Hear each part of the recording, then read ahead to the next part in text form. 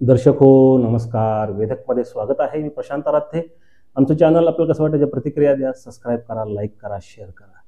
आजचा विषय आपण घेतोय माढा लोकसभा मतदारसंघ आणि धैर्यशील मोहिते पाटील यांनी अपेक्षेप्रमाणेच राष्ट्रवादी काँग्रेस पक्ष शरदचंद्रजी पवार गटामध्ये प्रवेश करण्याचा घेतलेला निर्णय. दस्तूर खुद्द शरद पवार यांनीच याची पुण्यामध्ये पत्रकार परिषद दिलेली माहिती. यानंतर धैर्यशील मोहिते पाटील यांनी भारतीय जनता पक्षाच्या संघटन सरचिटणीस तसंच माळशिरस विधानसभा मतदारसंघाचे प्रमुख म्हणून ते काम पाहायचे, निवडणूक प्रचार प्रमुख म्हणून. या सर्व गोष्टींचा राजीनामा दिलेला आहे. आता लक्ष आहे ते म्हणजे त्यांचे बंधू आणि भारतीय जनता पक्षाचे विधान परिषदेचे आमदार रणजितसिंह मोहिते पाटील कोणती भूमिका घेणार. कारण रणजितसिंह मोहिते पाटील यांचा कल भाजपकडे दिसत होता, परंतु मोहिते पाटील घरामध्ये धैर्यशील मोहिते पाटील असतील किंवा जयसिंह मोहिते पाटील असतील, बाकीचे अन्य मोहिते पाटील सगळे सदस्य कुटुंबातील यांनी मात्र भारतीय जनता पक्षाला फाटा मारायचा निर्णय हा पूर्वीच घेतलेला दिसतोय. याचं कारण फार मोठं आहे. 2019च्या निवडणुकीमध्ये भारतीय जनता पक्षामध्ये आलेले रणजितसिंह मोहिते पाटील आणि त्यांच्या अनुषंगाने त्यांचे बंधू धैर्यशील मोहिते पाटील हेही पक्षात आले. आणि 2019ला जर आपल्याला आठवत असेल तर पहा, रणजितसिंह नाईक निंबाळकर यांच्याकरता करमाळ्यापासून अन्य सर्व भागामध्ये फिरण्याचं काम, त्यांच्याकरता मतं मागण्याचं काम, व्यूहरचना आखण्याचं काम हे धैर्यशील मोहिते पाटील यांनी केलं होतं आणि त्यांना मोठ्या फरकानं विजयी केलं माळशिरस तालुक्यातल्या मताधिक्यावर. मात्र असं काय घडलं या 5 वर्षामध्ये की मोहिते पाटील ज्या भारतीय जनता पक्षाने त्यांना आमदारकी दिली, शंकर सहकारी साखर कारखान्याला मदत केली, याचबरोबर त्यांना मतदारसंघातल्या कामांकरता, सोलापूर जिल्ह्यातल्या विकास कामांकरता सहकार्य केलं, अशा परिस्थितीनंतरही मोहिते पाटील यांना भारतीय जनता पक्षापासून दूर जावं असं का वाटायला लागलं. याचं कारण म्हणजे सोलापूर जिल्ह्याच्या राजकारणामध्ये, त्यातल्या त्यात पंढरपूर विभागामध्ये म्हणजे माढा लोकसभा मतदारसंघामध्ये जर आपण विचार केला तर इथं बहुतांश जे आमदार आहेत महायुतीचे, तसेच राष्ट्रवादी काँग्रेस, शिवसेना, एकनाथ शिंदे गट असेल, हे सगळे हे मोहिते पाटील यांचे विरोधक आहेत. माळशिरसमध्ये ज्यांना निवडून आणलं मोहिते पाटलांनी शेवटच्या 10 दिवसामध्ये 2019ला ऐनवेळी उमेदवारी जाहीर केली राम सातपुते यांची आणि बीडवरनं ते माळशिरसमध्ये आले आणि त्यांना अवघ्या 10-12 दिवसाच्या अंतरात म्हणजे 10-12 दिवसामध्ये त्यांचा प्रचार करून त्यांना माळशिरस मतदारसंघात विजयी केलं. त्या राम सातपुतेंनी सुद्धा माळशिरस मोहिते पाटलांच्या बालेकिल्ल्यामध्ये स्वतंत्र गट निर्माण करण्याचा प्रयत्न केला, कार्यकर्ते तयार केले.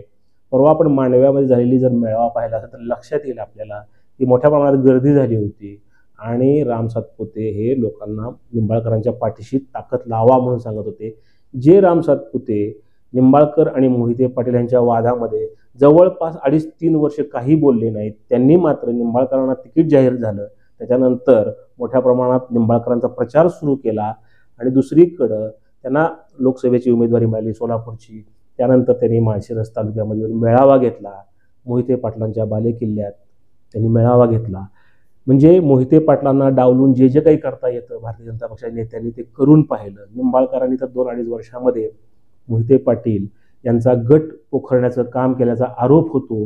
नगरपंचायतच्या निवडणुका असू द्यात किंवा अन्य काही कार्यक्रमांचा असू द्यात, निवडी असू द्यात, पदाधिकाऱ्यांच्या निवडी असू द्यात, ह्यामध्ये सुद्धा हस्तक्षेप सगळ्यांचे वाढले होते.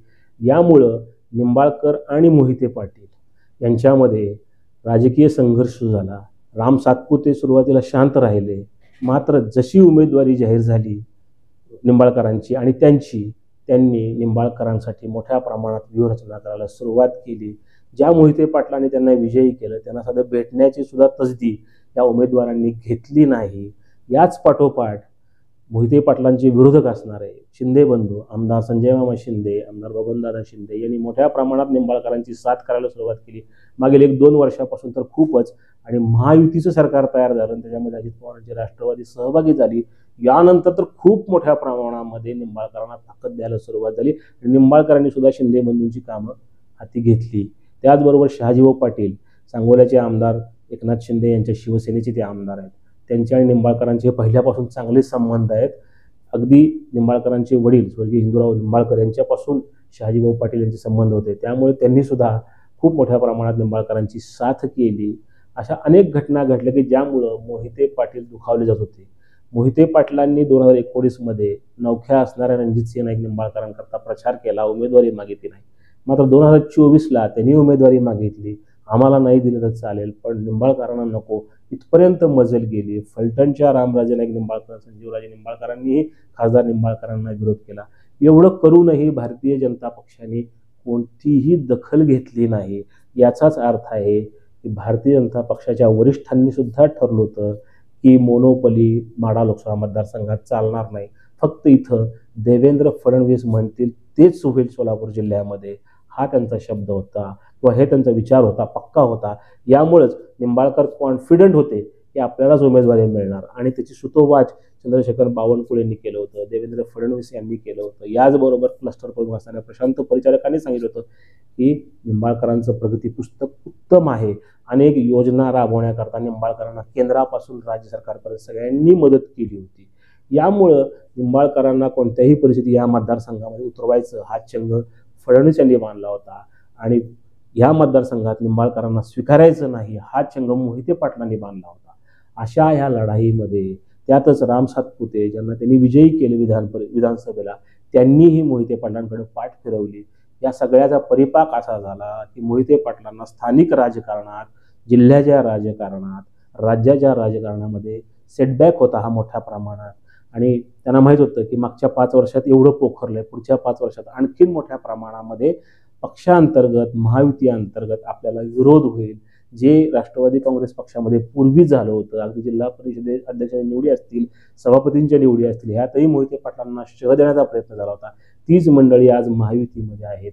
तीच मंडळी या मोहिते पाटलांना उमेदवारी देऊ नका म्हणून सांगतात आणि मोहिते पाटलांनी ह्या सगळ्याचा विचार केला आणि आता पुढच्या पिढीच्या राजकारणाला वाट मिळावी याकरता म्हणून त्यांनी राष्ट्रवादी काँग्रेस पक्ष शरदचंद्रजी पवार यांच्याकडं जाण्याचा, परतण्याचा निर्णय घेतला आणि धैर्यशील मोहिते पाटील त्या दृष्टीने काल पुण्यात जाऊन भेटून आले. अद्याप उमेदवारीची घोषणा झालेली नाहीये, पण ती 16 तारखेला होऊ शकते. जयंत पाटील जे प्रदेशाध्यक्ष आहेत, जे काल परवापर्यंत म्हणत होते की आम्ही मोहिते पाटलांना भेटलोच नाही, आमची चर्चाच नाही, तेच आता अकलूजमध्ये येतील, त्यांचा प्रवेश करून घेतील. या काळामध्ये मोहिते पाटील यांनी लोकभावना जाणून घेण्याकरता सगळ्या मतदारसंघाचा दौरा केला आणि याच काळामध्ये तुतारी हे चिन्ह त्यांनी मोठ्या प्रमाणात रुजवलं. जयसिंह मोहिते पाटील सतत सांगत होते की आम्ही तुतारी हातामध्ये घेणार. त्यांनी तसंच निर्णय घेतलेला आहे. आता एकच बघायचं आहे की रणजितसिंह मोहिते पाटील काय निर्णय घेतात, याकडे सगळ्यांचं लक्ष आहे. कारण हा निर्णय जेव्हा धैर्यशील मोहिते पाटील यांनी घेतला, याचा अर्थ विजयसिंह मोहिते पाटील, जयसिंह मोहिते पाटील यांच्याशी त्यांची सखोल चर्चा झालेली, कुटुंबातील सदस्यांनी त्यांना पाठिंबा दिलेला आहे आणि मुळात त्यांचे कार्यकर्ते, पदाधिकारी हेच भारतीय जनता पक्षावर खूप चिडलेले आहेत. कारण ज्यांना 2019ला खूप मदत केली त्याच पक्षांनी 2024मध्ये मात्र खच्चीकरणाचा प्रयत्न केलेला आहे. आता भारतीय जनता पक्ष अत्यंत बलाढ्य पक्ष आहे. देवेंद्र फडणवीस हे नवनवीन कृत्या काढतील, नवनवीन अजून पाठिंबे देण्याकरता म्हणून लोकांना पुढं करतील.